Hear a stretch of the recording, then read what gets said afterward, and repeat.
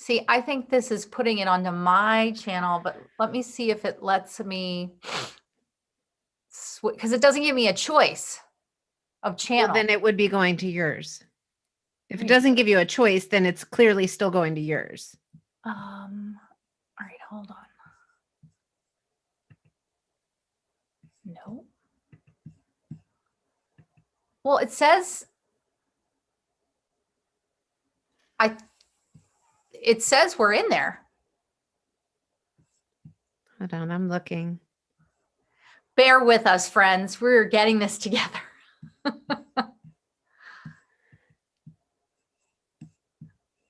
No, it's on your channel, Erin. It's not on the Proverbial Masterminds channel. Okay, I don't know how to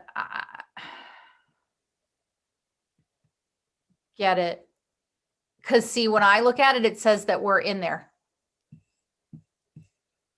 as the Proverbial Masterminds on that channel. Oh, well, then maybe we are. I don't know.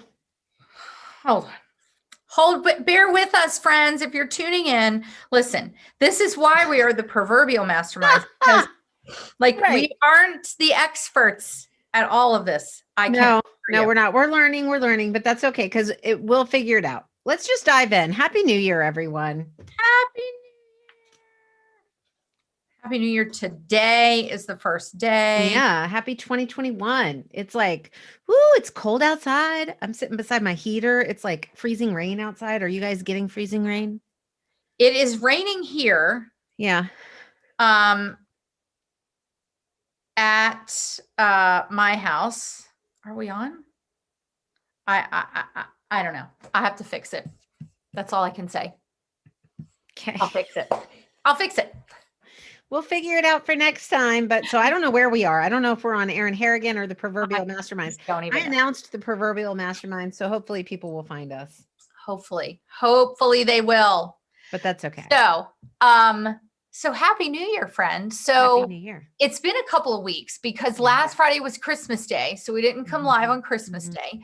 And we are now in Proverbs 3. Yeah. So we had finished up. We're like moving right along. Proverbs 2, like just before Christmas. And then we started in Proverbs 3. And so there's a lot to share the last couple of weeks. So I'm going to ask you to jump in because the reason is because today's title is Forget Not. Oh, okay. Yeah. So, well, actually, so it's interesting what, well, one, I'm like so over Happy New Year, like whatever. Okay. It's a new year, but it's really just another day. Correct. It's just another day. And I think that we give too much significance and power to time. 100% agree with you. You know, time doesn't dictate, it's this year is not a living being. Right. It's not going to be better or worse than last year. It's just it's a calendar year. And when we're talking about God's wisdom, by the way, God doesn't operate in time. No. In our time. Not the way we know time. Right. No. So I think we would do ourselves a solid by not giving so much credence to time. Yeah. And timelines and, I can't believe I'm not where I thought I was going to be last year or whatever. Well, and I also think, so please hear me, friends. I'm not saying that holidays aren't important, but when my mom was alive, she would say to me, don't come see me because it's a holiday. Come see me because it's a Tuesday afternoon and you want to see me. So I think that in addition to this idea of time and timeline, we put so much emphasis on a single day, on a holiday, and what it may or may not look like. Or it's kind of like a wedding. Like a wedding has about this much to do with a marriage. Right. Right. Yes. Now I say that, but today is my husband's birthday. Oh, happy birthday, Erin's hubby. What's his name? Brian. Happy birthday, Brian. Yes. And he is not on social media. He's on none of it. And my daughter and I were talking about this. Like he could care less that it's his birthday. Like he's like, whatever. And I try to remind him that because he is married and has 2 daughters, therefore he lives life with 3 women, that his birthday might not matter to him, but our birthdays matter to us. Yeah. Because everybody wants to be celebrated, but still with what you're saying is sort of like, but it's one day. Mm-hmm. So anyway. Yeah. Yeah.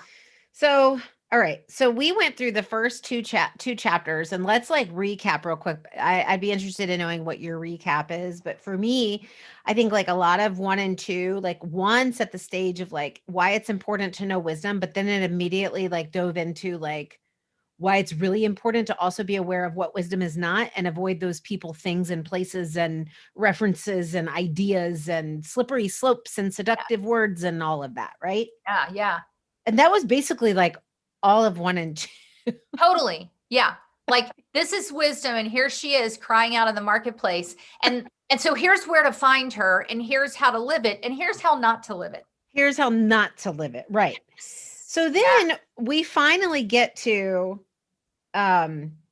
chapter 3, which to me is now diving into the more active side of it, like where we need to be attuned to. Yeah. Yeah. And the very first verse starts off with, my son, do not forget my law. And people, that is daughter, right? This is not just written to men. That's correct. Yes. For you. My son, my daughter, do not forget my law, but let your heart keep my commands for length of days and long life. We say, here's to, wealth, health, happiness, right? Okay. Right. Guess where that comes from? Yeah. From wisdom. From wisdom. From wisdom. Days, length of days and long life and peace. They will add to you. And so then it goes on to talk about mercy and truth and not forsaking that. So forget not. I think that this ties in really well with the practice that I know you do, I do, a lot of people are doing right now, which is choosing a word. Mm-hmm. Choosing a word to live by or to focus on, for the year. And I think that's a good practice because it boils down to a moment by moment daily practice. But forget not, like it's really that practice of picking a word is saying, I am going to choose intentionally to focus on this so that I don't forget it, because it's that important to me. And I don't forget it because it's going to guide my life. It's going to guide what I do and what I don't do. Right. Right. That process to me parallels the process of seeking God's wisdom. And you could probably dive deeper into, you can use your word as a spiritual word to draw you closer to your relationship with God. It doesn't have to be, but it does have the potential to do that. But to me, the framework is, this is why it's important. If it's important enough for you to pick a word, because that word, what that word represents, what matters to you, matters that much to your life and the outcome of your life, that you don't want to forget it, that you're basically binding it around your neck by making it your word, by announcing it to everybody. That's the same with wisdom. And that's the same attitude. If we're not taking that attitude with God's word, with his wisdom, if we're not taking that much intentionality with it as we are with our word for 2021, then we might be misaligned. Well, yes. We are misaligned. Yeah.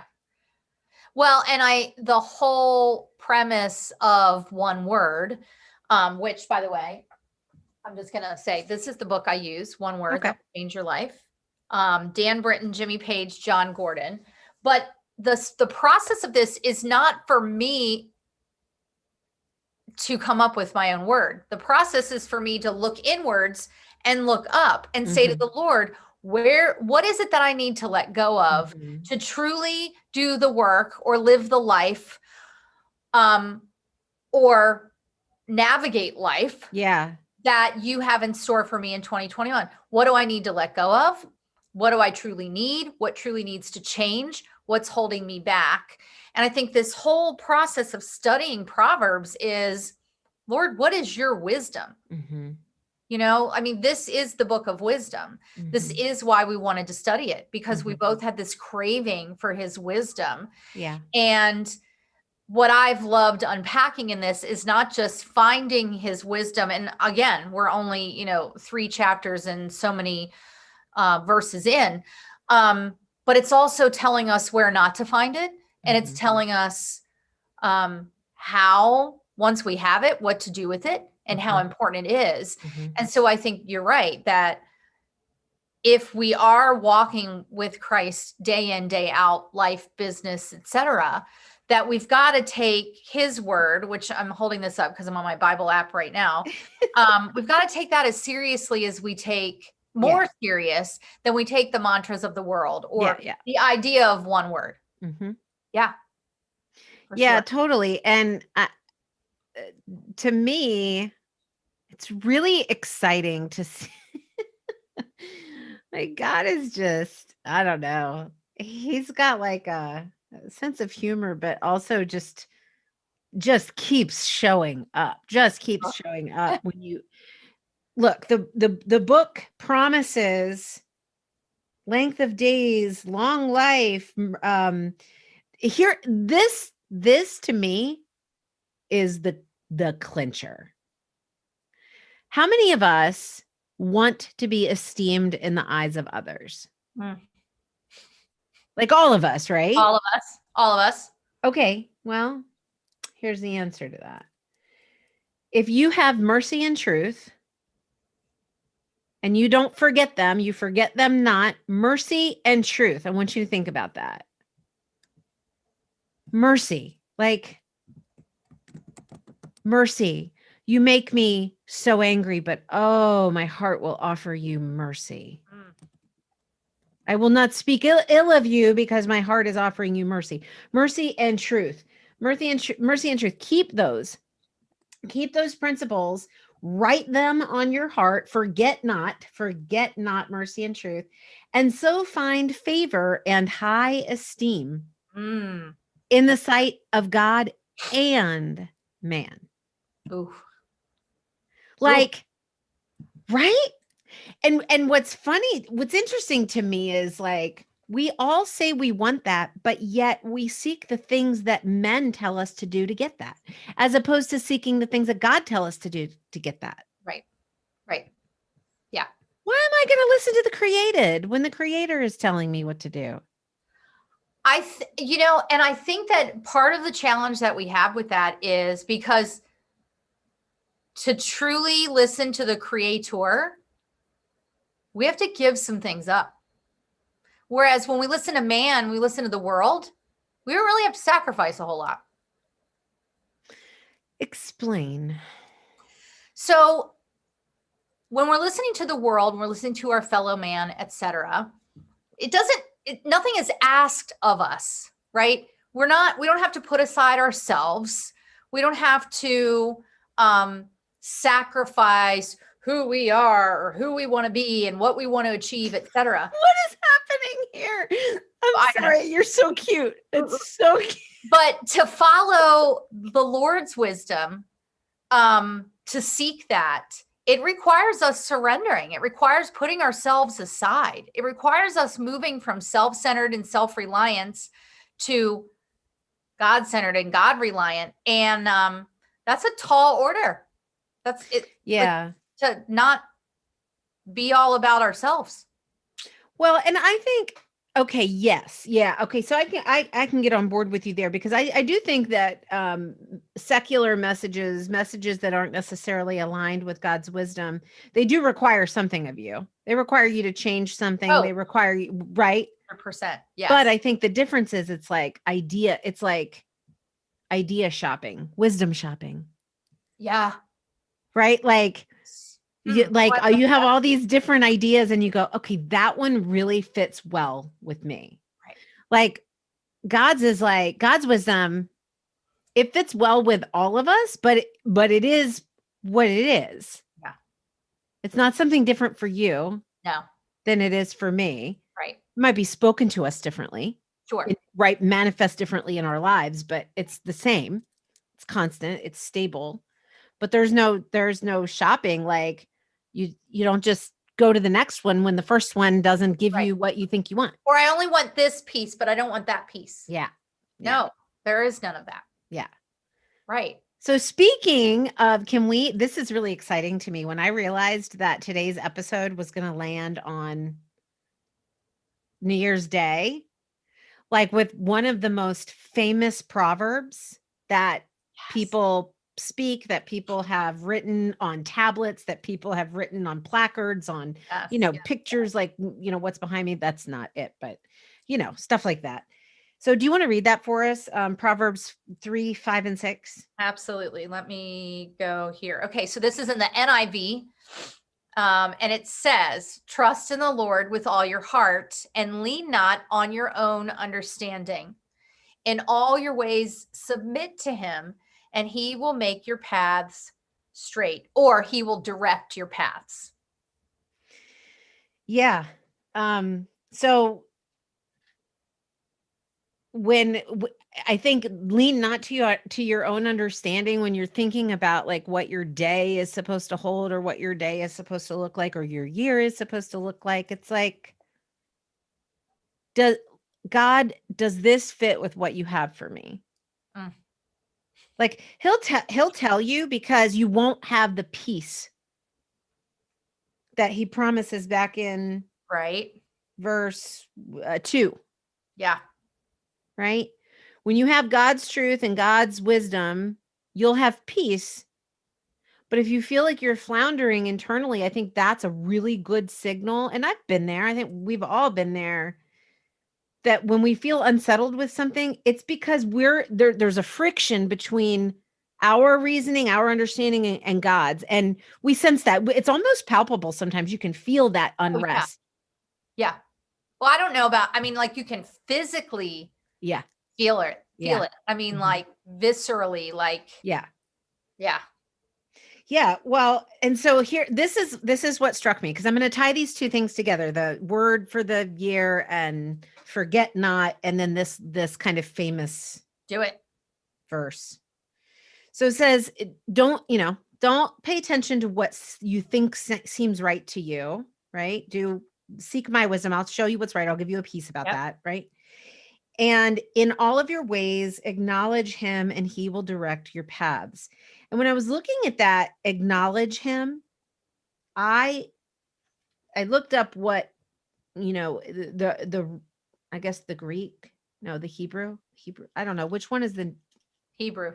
Hebrew. It would have been Hebrew. Um, and it's plain. It's acknowledge him, but it's acknowledge causatively. Mm. So acknowledging that the sun rose today because of God. Hmm. It's acknowledging that I have a roof over my head because of God. It's acknowledging that I'm breathing right now because of God's. It's acknowledging not just his existence, but causatively Yes. acknowledging him. So that means like, if we have a decision to make, if we're trying to think of the right thing to do, it's to say, okay, I know you give me you give me the ability to think and reason, but you also told me I can seek your wisdom. So I'm surrendering, I'm acknowledging, and I'm surrendering to that acknowledgement.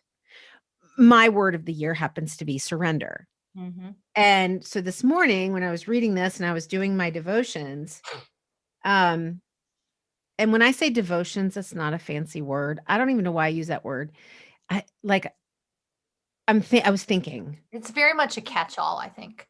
I was thinking and praying. Yeah. Okay. So Right. that's what I mean. That's what I Yeah. was doing. I need to come up with a better word, because I don't think people connect with that. But anyway, so I'm looking at my notes here. But to recognize God causatively as the source of and the reason for everything, right? Like the earth and everything in it is held together right now Yes. by Yes. God. It could, in an instant, poof, disappear into atoms and molecules. Right. Um, but here's the thing that really struck me: to recognize causatively is to recognize, and I'm just going to read to you my notes that I wrote. that because of God, I can make a decision. Because of God, I have food, shelter, and provision. Because of God, I can choose joy. Because of God, I can take every thought captive. Because of God, I have, money or whatever. But then talking about recognizing causatively and combining with my word that I am forgetting not, because God is teaching me about surrender. And I'm like totally terrified. Whatever. We'll see what happens. I don't know what I'm it is surrendering scary here. But he very clearly spoke to me. If all of this stuff, if you acknowledge causatively that all of this stuff is from me and because of me and for me, then the way to surrender, Sherry, so this isn't necessarily tied in with what your, experience of, but I want to show how I'm applying God's wisdom to my life. Okay. Right.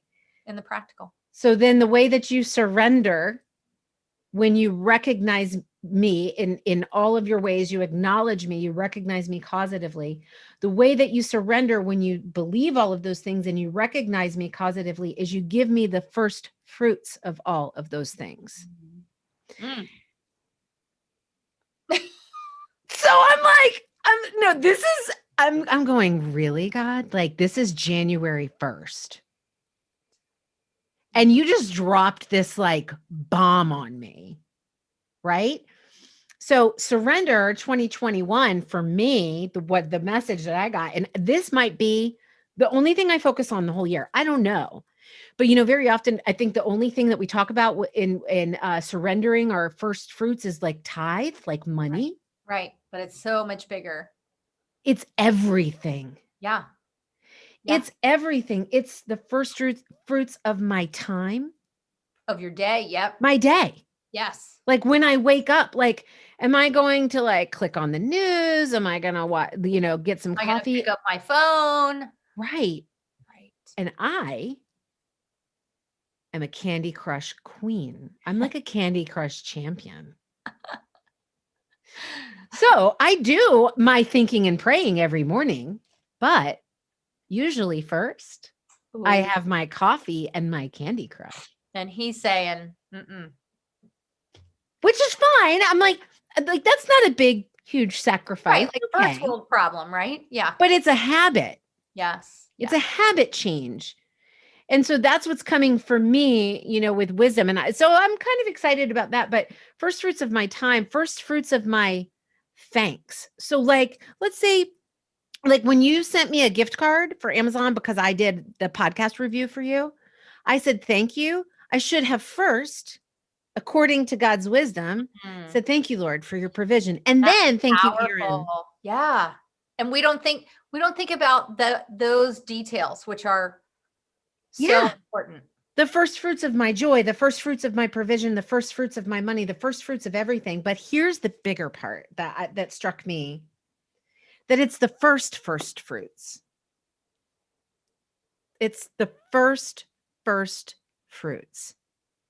It's when I get an idea that I'm so excited about, it's the ripest, it's the freshest, it's the most ready to share, instead of calling my friend or my significant other or my whatever. Yeah.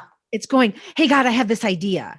Bring this to me, acknowledge me causatively, and give me the first fruits of everything. So that is the first thing that I have learned in 2021 at, 2:26 p.m. Eastern Standard Time, of my word, of how I am choosing to forget not in seeking his wisdom and surrendering to it for me. My word, surrender. That's a word. That is deep there. That's a lot of words.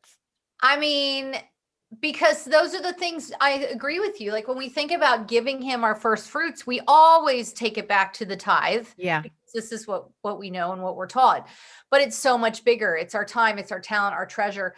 But I love what you just said, because I think that we take for granted that he already knows, right? Well, I already know, God already knows I have that idea. Yeah.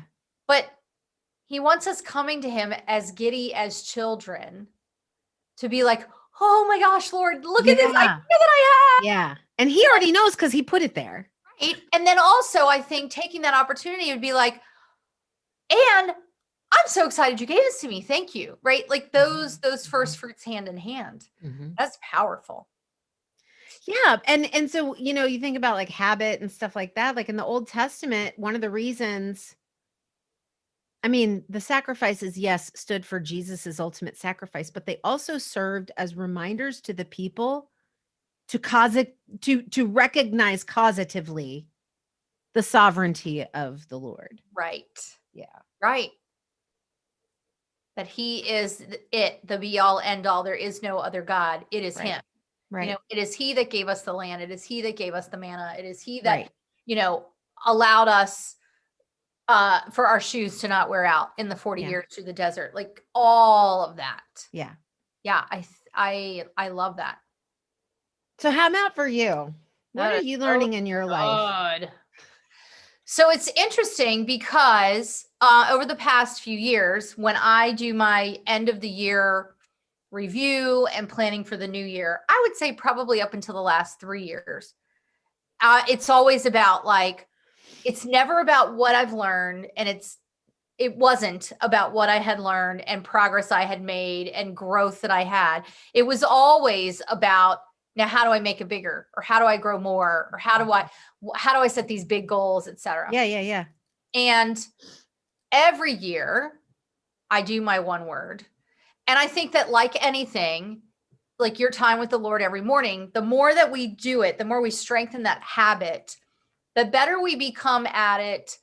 Not in the sense of like we can do it better, but in the sense of we go deeper. We allow us the expansion of that. We stop talking and we start listening more, right? All of those ways that we can strengthen that practice, if you will, and better surrender our time with him. And so this year, as I walked through it, it has you ask yourself 3 questions. What do I need? What needs to change? And what's in my way? And so I just really sat with it and I thought, what do I need? And I thought, you know what?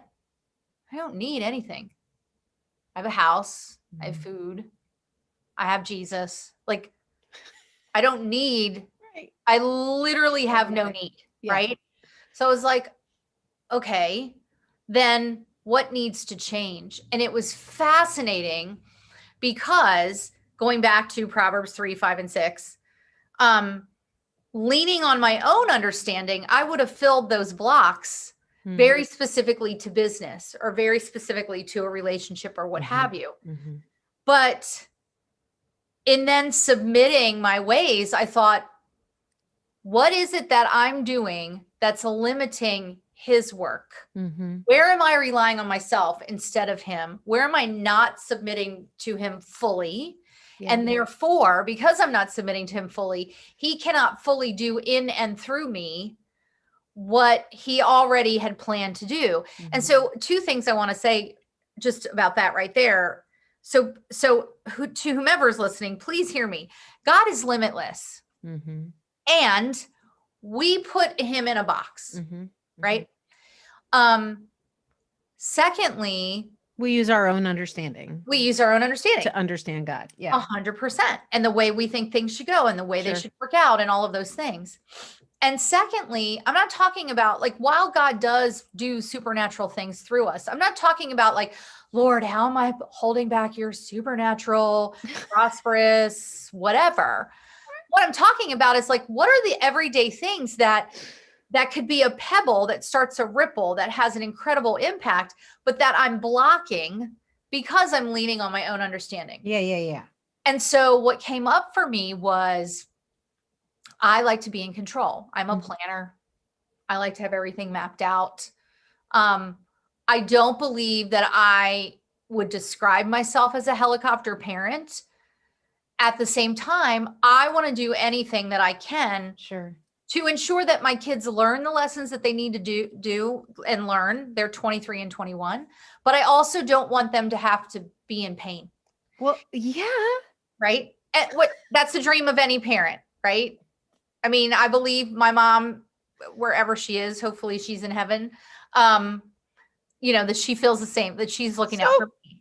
can I tell you just a really quick aside, Yeah. just a funny. Do it. So when I first moved into my new place, so I'm like 10 miles from my parents, right? Which is nice to be closer to them. Well, anyway, my mom was like, I need to get like your next door neighbor's number or whatever in case I ever can't get in touch with you or can't get a hold of you. I'm 46, right? Right. So speaking of the power of a mother's like desire to protect. Right. And so I just said, no, I said, if anything, if you can't ever reach me, then you need to call 911. Like, right? Well, Which oh of yeah, course is her worst nightmare. which is her. So one morning, I never ever do this. I'm crawling out of bed. I've got like my phone. I'm like, groggy. I'm trying to like get downstairs to open the door to let the dogs out. And I guess, let me just tell you in the order that I learned things. So I'm sitting there and I'm like, I realize I'm like, I've got all these missed calls and I see a text from my mom. And in the midst of opening a text from my mom, she's like, where are you? Are you okay? I get this, my phone rings and it's like a local number. And I'm like, it's like 6 o'clock in the morning, right? 5:30, 6 o'clock in the morning. I'm like, this is Sherry. He's like, yes, this is state trooper or whatever. She literally called 911. Because when I didn't, I guess I like they call it butt dialing, right? I guess I like butt dialed her, but I didn't butt dial her. I guess I don't know what happened, but I called her and all she could hear was like muffling because the phone was in my sweatshirt pocket and I was going Right. down the Right. stairs. And she said, all I heard later on after I talked to her, she's like, all I heard was, and I'm like, and she said, and I just started to cry and I just needed to call 911. So anyway, So, right. This is power, right. right. Right. That's like serious stuff. And yours are 21 and 23. Right. Right. Exactly. Exactly. So in the midst of all of that, I realized, so I am a bit of a control freak and I am OCD, although not clinically diagnosed.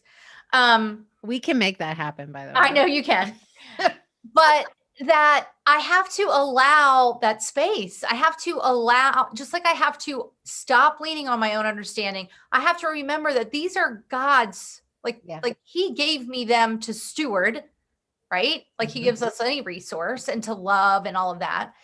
And then I thought about the financial challenges that my husband and I had been through that we've worked through.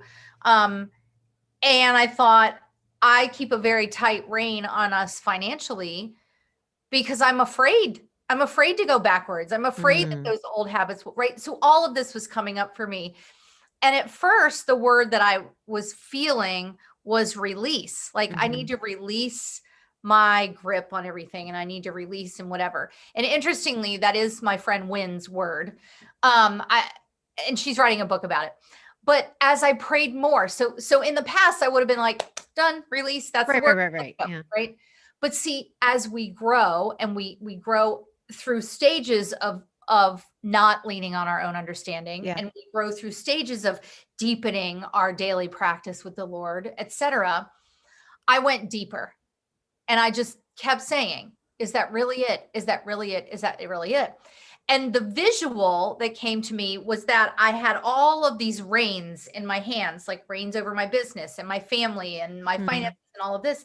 And literally the word that I didn't audibly hear, but I heard inside was unleash. And I was like, whoa. Like drop the leash. Drop the leash, which also means unleash myself from how it has to look and the order in which it has to happen and how much I need to make, etc. I'm not talking about like the simple math of what you need to make in life, but unleash myself from what are other people going to think? Unleash myself from the perfection of how the technology has to work. Like unleash. And when I unleash, guess what? He can be unleashed. Right. So all of that is where I landed for my word, which then I immediately was like, what was rolling around in my head was like this unleash the beast, which then led me to unleash the Kraken. Unleash Isn't that a thing?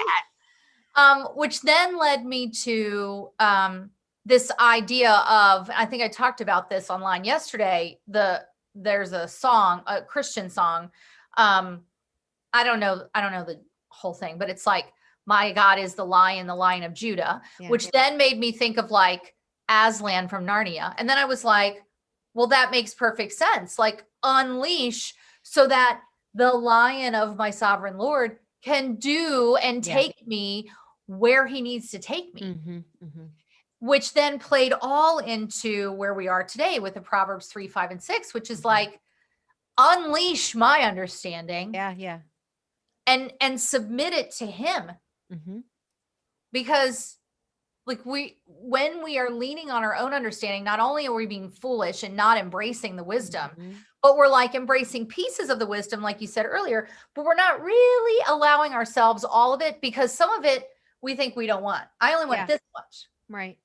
Yes. Yeah. No, that's good stuff. So yeah, I mean, like that's full circle for, I think if the people watching or listening or, All of the above. one of them or whoever is going to watch the replay, They will. I think that if you have a word and you have a relationship with God and you want that word to draw you deeper into a relationship with God, as opposed to accomplish things for you and increase you, instead of increasing you, if you want that to increase the quality of your relationship with God, Right.